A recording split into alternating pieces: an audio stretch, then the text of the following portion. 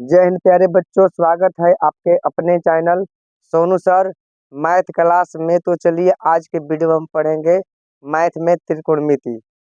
तो त्रिकोणमिति एक important chapter है। इस चैप्टर से काफ़ी सारे सवाल बोर्ड के एग्जाम में आते हैं और इस साल भी इस चैप्टर से काफ़ी सारे सवाल बोर्ड के एग्जाम में आने वाले हैं। तो हम यही कहेंगे कि आप लोग इस चैप्टर को ध्यान से समझिए और अच्छी तरह से पढ़िए। तो चलिए आज हम इसको बताने का प्रयास कर रहे हैं ताकि आपके लिए और आसान हो जाए। जो लोग नए होंगे हमारे चैनल को सब्सक्राइब करना ना भूलें और जो पुराने होंगे ज़्यादा से ज़्यादा शेयर कीजिएगा और लाइक करना ना भूलिए। तो चलिए हम अब वीडियो की शुरुआत करते हैं। तो हमें पढ़ना है आज त्रिकोणमिति। आज के वीडियो में हमें पढ़ना है त्रिकोणमिति, जो कि काफ़ी महत्वपूर्ण चैप्टर है। सबसे पहले हम इसका पढ़ेंगे बेसिक कंसेप्ट। अगर हमारे पास बेसिक कंसेप्ट नहीं रहता है तो हम इस चैप्टर को समझने में असमर्थ रहेंगे। इसलिए सबसे पहले बेसिक कंसेप्ट का होना काफ़ी ज़रूरी है। तो सबसे पहले हम इसके फार्मूले पर ध्यान देंगे। कौन सा फार्मूला कहाँ लगता है। तो सबसे पहला हमारा चैप्टर है 8.1। 8.1 में क्या पढ़ाया जाता है, इस पर हम विचार करते हैं। तो लंब बटा कोण, आधार बटा कोण, साइन थीटा, कोस थीटा, यही सब पढ़ाया जाता है। यानी कि साइन थीटा बराबर क्या होगा, लंब बटा आधार होगा तो कौन होगा, यही सब पढ़ाया जाता है। आधार बराबर क्या होता है, लंब स्क्वायर होता है कि आधार कौन स्क्वायर होता है, क्या होता है, इसी के बारे में चर्चा होता है। तो सबसे पहले हम एक समकोण त्रिभुज बनाएंगे। यहाँ पर हम क्या करेंगे, एक समकोण त्रिभुज बनाएंगे ताकि आपको समझने में कोई परेशानी ना हो। ये हमारा हो गया एक समकोण त्रिभुज। इसमें हमारा लंब, आधार और कर्ण तीनों रहेगा। लंब, आधार और कर्ण तीनों रहेगा। तो लंब कौन सा हिस्सा है, आधार कौन सा है और कर्ण कौन सा है, हम पहले इसको समझेंगे। तो ये वाला भाग जो दिखाई दे रहा है ये सीधा एक खंभे की तरह, इसको हम क्या कहते हैं भाई, तो लंब कहते हैं। क्या कहते हैं, लंब। और जो नीचे वाला हिस्सा है उसको आधार कहा जाता है और एक सीढ़ी की तरह गया है, इसको हम क्या कहेंगे भाई, तो कर्ण कहेंगे। ये तो आपको अब समझ में आ गया होगा कि लंब क्या है, आधार क्या है और कर्ण क्या है। अब हम बात करेंगे कि लंब स्क्वायर बराबर क्या होता है, आधार स्क्वायर बराबर क्या होता है और कर्ण स्क्वायर बराबर क्या होता है। याद रखिएगा, त्रिकोणमिति में हमेशा 90 डिग्री का ही कोण बनता है, उसी पर हम हल करेंगे। तो लंब बराबर होता है बाबू रूट अंडर, ये जो हमारा कर्ण है आधार और लंब से बड़ा है, इसलिए हम पहले कर्ण को लिखेंगे। पहले क्या लिखेंगे, कर्ण स्क्वायर रूट अंडर कर्ण स्क्वायर माइनस आधार स्क्वायर। ये हमारा हो गया लंब बराबर। अब बारी आती है कर्ण बराबर। कर्ण बराबर क्या होगा, तो ये जो है दोनों से बड़ा होता है। यहाँ पर क्या होगा, लंब स्क्वायर रूट में प्लस आधार स्क्वायर। अब आती है बारी, लंब हमारा हो गया, कौन हो गया, आधार नहीं हुआ है।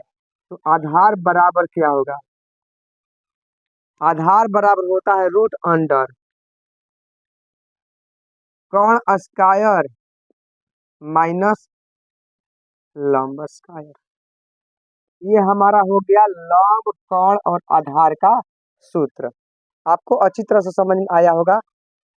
अगर नहीं आया होगा तो कमेंट में जरूर बताइएगा। अब हम बात करते हैं यहाँ पर लंब बटा कर्ण या कर्ण बटा आधार, यानी कि sine theta, cos theta, tan theta, cosec theta, sec theta और कोट थीटा के बारे में पढ़ेंगे।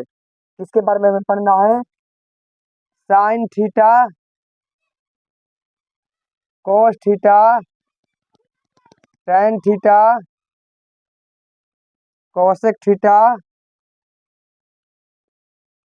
सेक थीटा और कोट थीटा के बारे में पढ़ना है।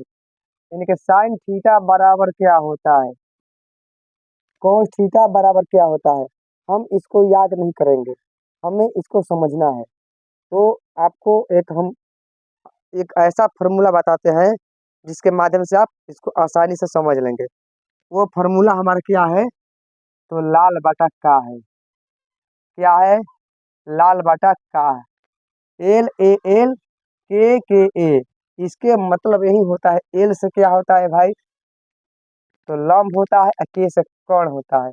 यहाँ पर हम लंब लिख देंगे, यहाँ पर हम कर्ण लिख देंगे। एल का मतलब लंब हुआ, के का मतलब कर्ण हुआ।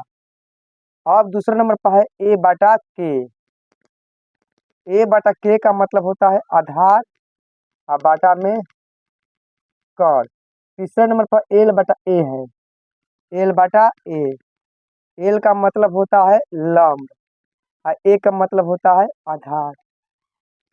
चौथे नंबर पर आता है cos थीटा। तो साइन थीटा का ठीक अपोजिट होता है कोसेक थीटा।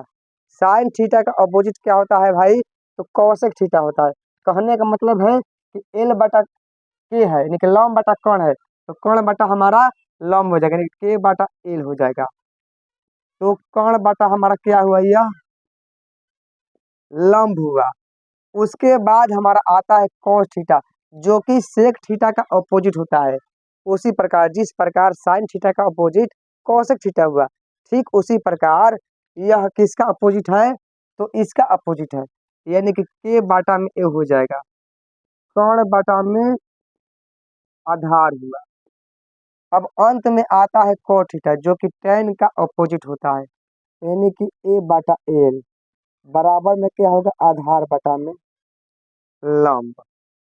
ये तो हमारा फार्मूला हो गया, यानी कि सूत्र हो गया। अब इसी पर आधारित सवाल आपको मिलेगा। सवाल क्या मिलेगा? मान लीजिए यह सवाल है, यह एक सवाल हो गया। साइन थीटा बराबर 3/5, तो cos थीटा का मान बता। किसका मान बताए? cos थीटा का मान बताए। साइन थीटा बराबर कितना दिया है? 3/5 दिया है। तो यह हमारा साइन थीटा बराबर लंब बटा कर्ण होता है, यानी कि हमारा 3 हो गया लंब और 5 हो गया कर्ण। तो हमको क्या निकालना है? तो आधार निकालना है, यानी कि हमको ये वाला निकालना है।